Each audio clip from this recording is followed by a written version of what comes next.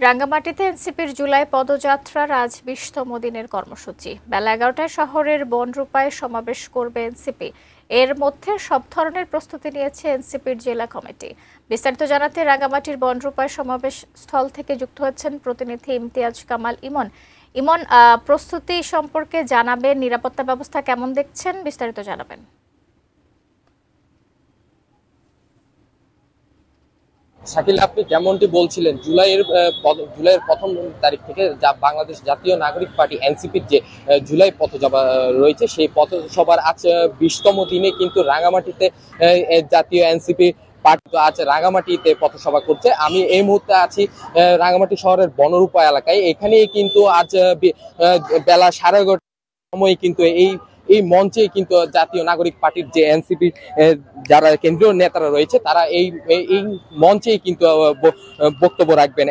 এর আগে কিন্তু রাঙ্গামাটি শহরের যে শিল্পকলা একাডেমি রয়েছে, সেই শিল্প একাডেমির সামনে থেকে তারা পথসভা শুরু করবে। তো আমি এই মুহূর্তে একটু যদি কথা বলতে চাই যে রাঙ্গামাটির এনসিপির যে যুগ্ম সমন্বয়কারী শাকিল আলমের সাথে, আপনাদের কেন্দ্রীয় নেতাদের কাছে আপনারা কি প্রত্যাশা করছেন রাঙ্গামাটিবাসী হিসেবে? আমাদের প্রথম প্রত্যাশা থাকবে রূপের রানী রাঙ্গামাটি যেন আগামীতে বিশ্ব দরবারে তার মাথা উঁচু করে দাঁড়াতে পারে।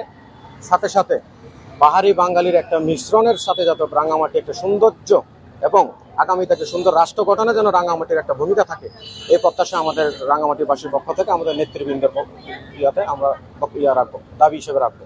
জি, যেমনটি শুনছিলেন শাকিলা, রাঙ্গামাটি এনসিপির যারা নেতৃবৃন্দ রয়েছে, তারা যেটি কেন্দ্রীয় নেতা কর্মীদের কাছে আসা প্রত্যাশা করছেন যাতে এই রাঙ্গামাটি যাতে সাম্প্রদায়িক সম্প্রীতির এক মিলন মেলায় পরিণত হয়। তো আরেকটি বিষয় জানিয়ে রাখতে চাই, আজ সকালেই চট্টগ্রাম থেকে এনসিপির কেন্দ্রীয় নেতারা কিন্তু ইতিমধ্যে রাঙ্গামাটির উদ্দেশ্যে রওনা করেছেন। তারা পথে রাঙ্গুনিয়া উপজেলার যে রানীহাট ইউনিয়ন রয়েছে, সেখানে একটি পথসভার পরেই কিন্তু রাঙ্গামাটিতে এসে এই পথ সমাবেশে যুক্ত হবেন। এই ছিল আমার কাছে সর্বশেষ খবর। শাকিলা।